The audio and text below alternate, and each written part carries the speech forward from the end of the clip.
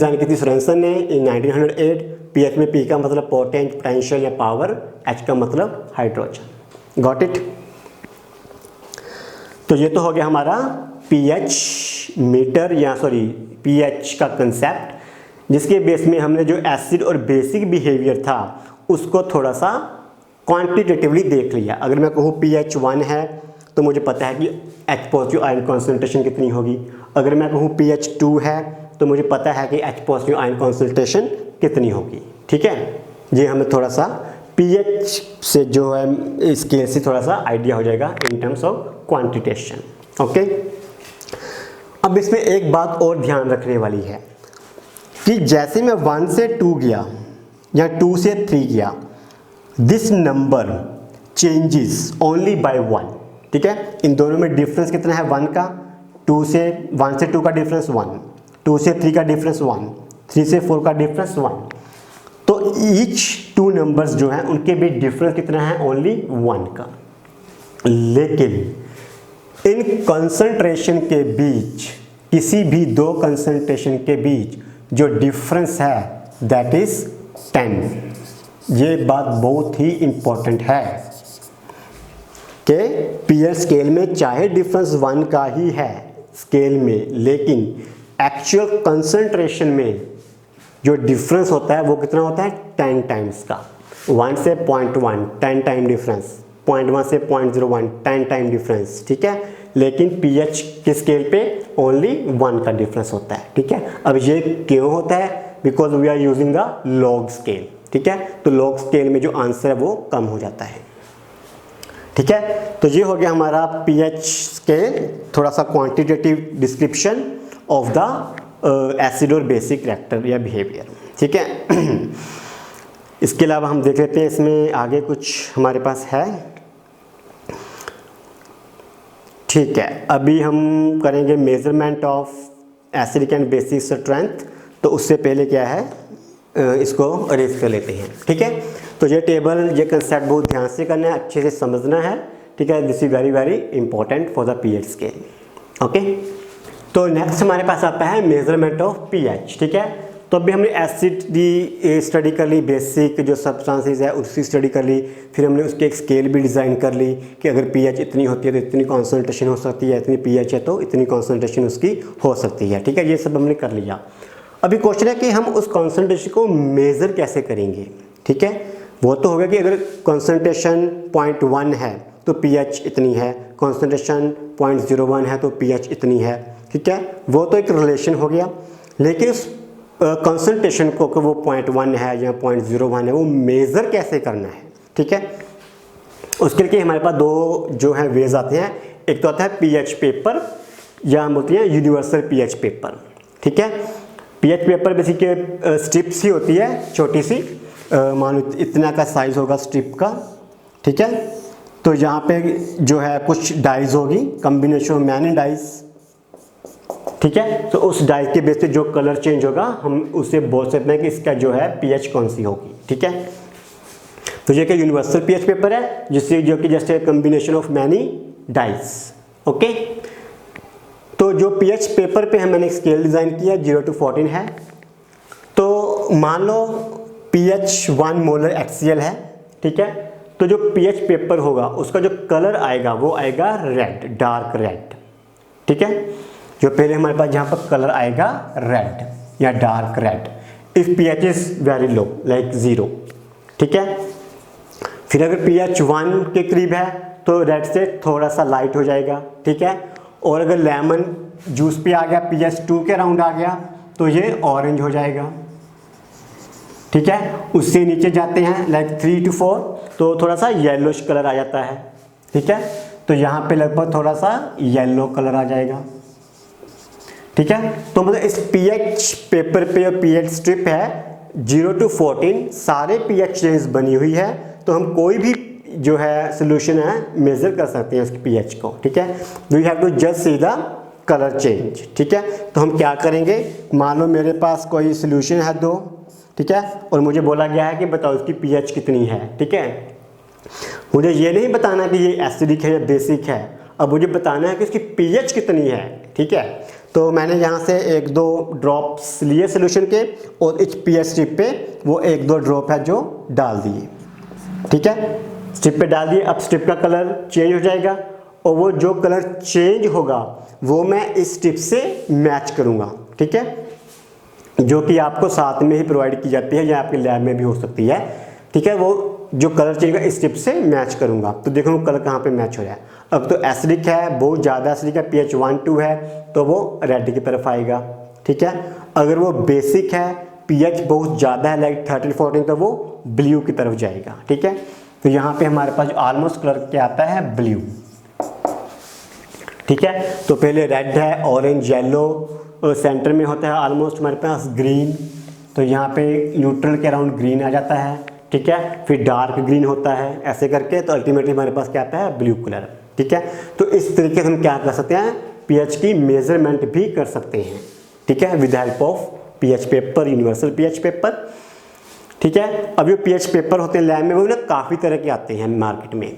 यहाँ तो आपका ऐसे होगा कि आप 0 से 14 कोई भी रेंज प्रेडिक्ट कर सकते हो, ठीक है। लेकिन इसमें प्रॉब्लम क्या है कि आप ये तो बता दोगे कि pH 2 है या pH 3 है या pH 3 है या pH 4 है, ठीक है, पर आप ये नहीं बता पाओगे कि वो 2.5 है या 3.5 है या 4.5 है। ये बताना मुश्किल हो जाएगा, ठीक है। 2 बता सकते हो, 3 बता सकते हो, 4 बता सकते हो, लेकिन 2.5 है कि नहीं है, 3.5 है कि नहीं है, ये बताना pH पेपर से टफ है थोड़ा सा, ठीक है। लेकिन विद द टाइम जब और डेवलपमेंट हुई और रिसर्च की गई तो ऐसे pH भी डिज़ाइन किए गए लेटर ऑन, ठीक है। यहाँ पे हम ये भी बता सकते हैं कि ये 1 है, ये 1.5 है, ये 2 है, ये 2.5 है एंड सो ऑन, ठीक है। तो ऐसे pH पेपर भी डिज़ाइन किए गए बाद में। यहाँ पे हम ये भी बता सकते हैं कि 1 1.5 या 2 2.5 है, ओके। लेकिन इसमें जो रेंज होती है ना वो लिमिटेड रेंज होती है। ऐसा नहीं है कि आप 1 से लेकर 14 तक सारी रेंज कवर कर लोगे, नो।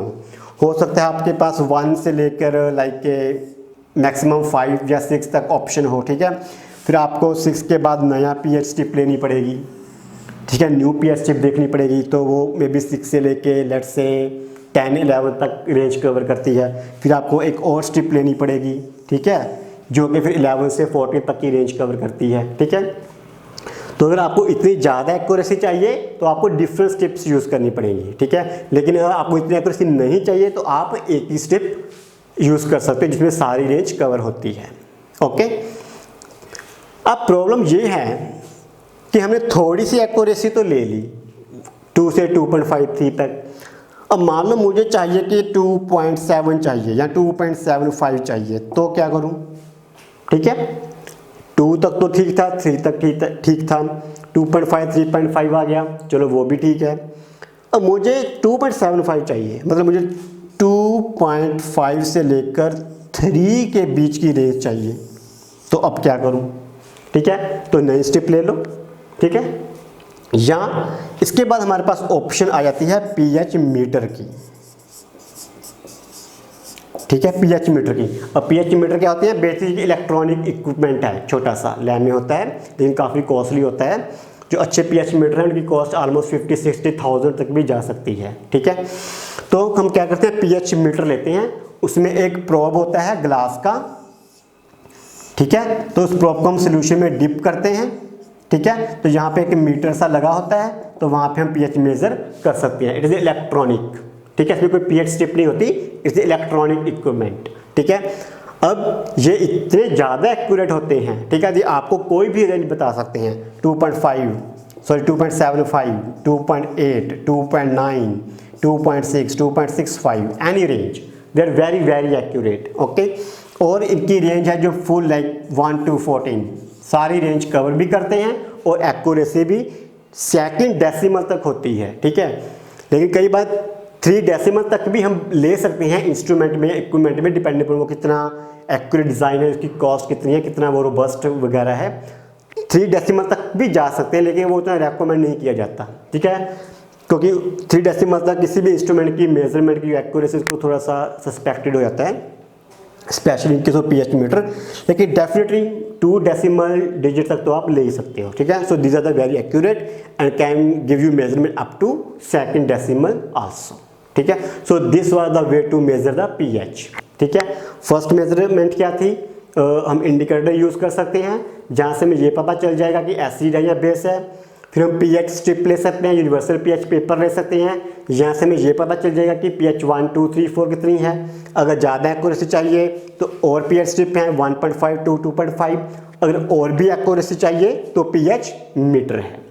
तो इन सभी से हम डिफरेंट जो है पीएच सॉल्यूशंस के पीएच मेजर कर सकते हैं। ओके, तो अभी हम आगे देखेंगे हमारी लाइफ में, डेली लाइफ में पीएच का क्या रोल है। तो role of pH in our every day life.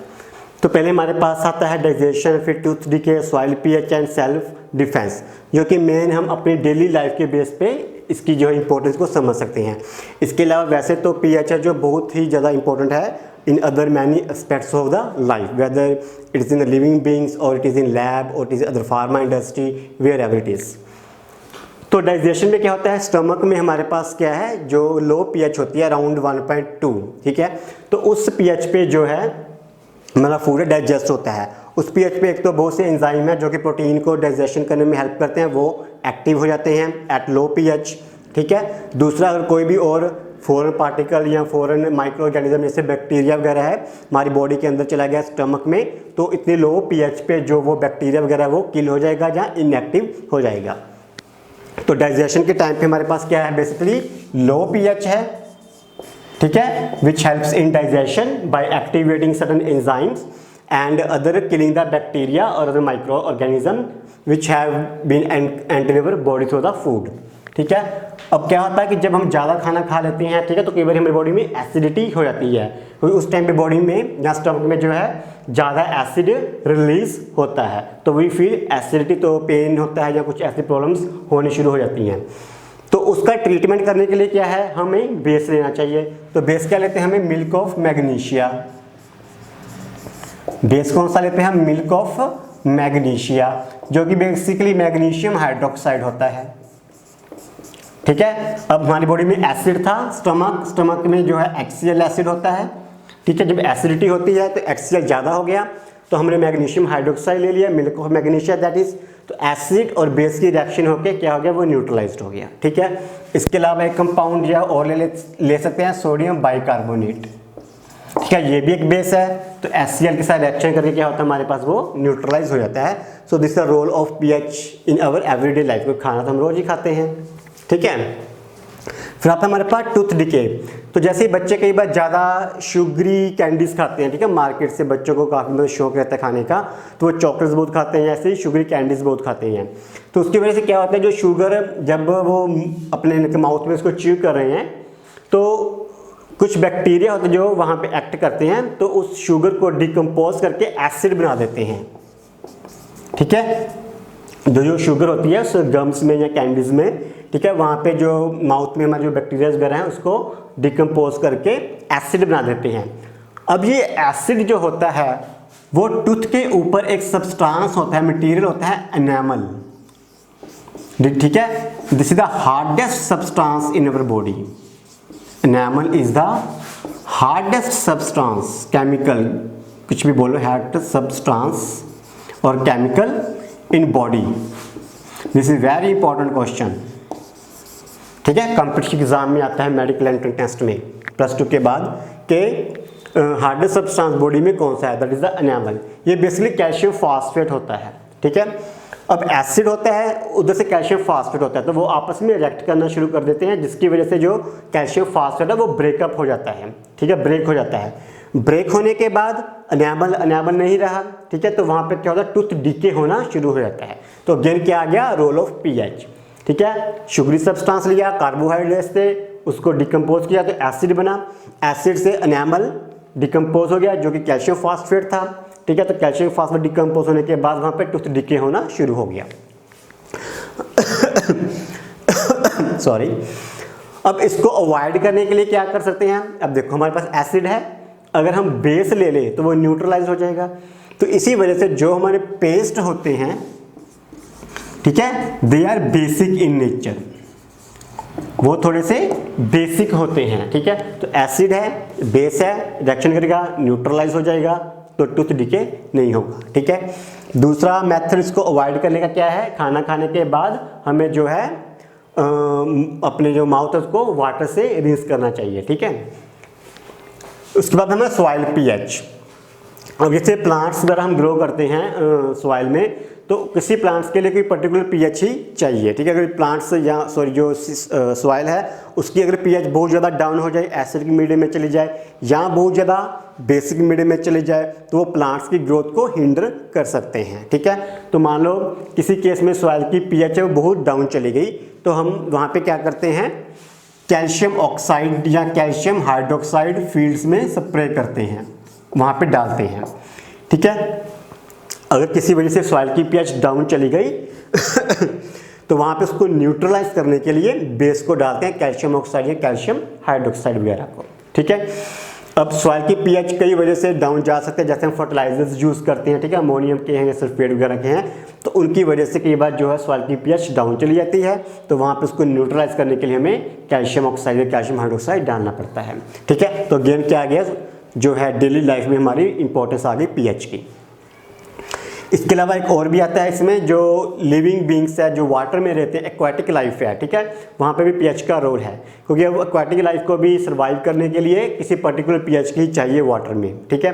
तो अगर उस वाटर की पीएच किसी वजह से डाउन चली जाती है बहुत ज़्यादा या बहुत ज़्यादा अप हाई हो जाती है, तो उस एक्वाटिक लाइफ को डेंजर हो सकता है, ठीक है। जैसे कि बहुत सारी इंडस्ट्रीज़ है वो अपना जो सारा पोल्यूशन वगैरह वो अपनी लेक्स में या रिवर्स में से डंप कर देते हैं, तो केमिकल की वजह से वहाँ पे जो है पीएच क्या डिस्टर्ब हो सकती है, तो वहाँ पे वो एक्वाटिक लाइफ को प्रॉब्लम हो सकती है, ठीक है। तो अगेन वहाँ पे अगर वाटर में मान लो पीएच है बहुत ज़्यादा डाउन हो जाए, तो अगेन उसको न्यूट्रलाइज करने के लिए बेस को डाला जाता है। उसके बाद है सेल्फ डिफेंस। सेल्फ डिफेंस में जैसे हमारे पास आंट्स की बाइट्स है, ठीक है, हनी बीज है, वो हमें बाइट कर देते हैं कई बार, ठीक है। तो एक्चुअली उस वो जो बाइट करते हैं, स्टिंग बाइट होती है, वो हमारी बॉडी में एसिड को छोड़ देते हैं। वो कौन सा एसिड होता है, फॉर्मिक एसिड, CHCOH। तो ये कौन सा एसिड होता है, बेसिकली फॉर्मिक एसिड, या इसको कौन सा एसिड बोलते हैं, मिथेनोइक एसिड। फॉर्मिक एसिड और मिथेनोइक एसिड, ठीक है, एक ही कार्बन है तो मिथेनोइक एसिड आ जाता है। तो जो स्ट्रिंग्स वगैरह होती हैं, जैसे कि आंट स्ट्रिंग है या हमारे पास हनी बी स्ट्रिंग है, वो दोनों क्या करते हैं, फॉर्मिक एसिड को इंजेक्ट करते हैं, तो इसलिए हमारे पास वो बर्निंग सेंसेशन या पेन वगैरह होता है। तो इसको ठीक करने के लिए अगेन हमें वहाँ पे कोई बेस लगाना होता है, जैसे सोडियम बाइकार्बोनेट वगैरह, वो हम वहाँ पे लगा सकते हैं उसको क्लीन न्यूट्रलाइज करने के लिए, ठीक है। ये तो हो गया हमारे पास इन केस ऑफ जो इंसेक्ट्स वगैरह हैं उस केस में। तो कई बार प्लांट्स भी ऐसा काम करते हैं, ठीक है। जो प्लांट्स होते हैं, तो स्पेशली इसमें जो एक नाम आता है नेटल लीव्स, नेटल लीफ, ठीक है। तो ये जो प्लांट है, इसके जो लीव्स होती हैं उसमें काफ़ी शार्प्स वो होती हैं, स्पाइक्स वगैरह ना, तो वो भी जब हमारे वाली बॉडी में जाता है तो again there release acid, that is again formic acid,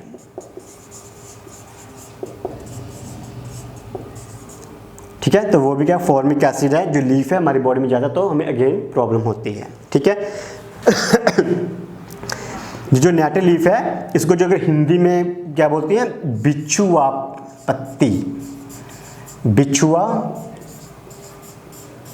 पत्ती, पत्ती मीन्स पत्ते, ठीक है, लीव्स। अगर हिंदी में बात करें तो जो प्लांट्स के लीफ होते हैं क्या बोलते हैं, पत्ते, ठीक है। तो उसको कहते हैं बिच्छुआ पत्ती। बिच्छू जो जी अक्सर में डंक मारता है, ठीक है, तो सॉर्ट हम कह सकते हैं वहाँ से नेम आया होगा इसका हिस्टोरिकली। तो नेटल लीफ इज बिच्छुआ पत्ती, ओके। अब इसको ठीक करने के लिए, ठीक है, अगेन हमें कोई ना कोई बेस लगाना पड़ेगा। तो उस केस में जो एक डॉक प्लांट होता है, डॉक प्लांट, ठीक है, उसको वहाँ पे रब किया जाता है, ओके। तो वो बेसिकली बेस होता है, ये एसिड होता है, तो वो न्यूट्रलाइज हो जाता है, ठीक है। तो ये तो हमारे थे कुछ role of pH in every day life, starting from digestion, tooth decay, soil, फिर हमने एक्वाटिक लाइफ की बात की, ठीक है। फिर सेल्फ डिफेंस मैकेनिज्म है आंट्स या इंसेक्ट्स में, इवन प्लांट्स में भी है, तो ये सब, ठीक है। तो इसके अलावा बहुत सारे एग्जाम्पल अगर आप देखोगे, एक्सप्लोर करोगे अपने आप, तो आपको मिल जाएंगी कि जो पीएच है वो कैसे प्ले रोल करता है, ओके। तो इसके साथ आपका ये वाला जो बेसिस था उसका वो आर्टिकल था वो फिनिश हो गया यहाँ पे। तो हमारे नेक्स्ट लेक्चर में जो टॉपिक आएगा वो आएगा साल्ट्स का, ठीक है, तो फिर हम नेक्स्ट लेक्चर में साल्स को शुरू करेंगे। तो साल के बाद कुछ एडिशनल टॉपिक है, आपका एक्स्ट्रा टॉपिक है जो कि आपके कंपटीशन एग्जाम के लिए होगा, NTSC वगैरह के लिए, तो फिर हम वो करेंगे। तो आई थिंक नेक्स्ट 2 लेक्चर्स में आपका ये जो यूनिट है सेकंड है वो फिनिश हो जाना चाहिए। ओके, तो फिर अभी हम मिलेंगे अपने नेक्स्ट लेक्चर में। Till then thank you, goodbye and good luck.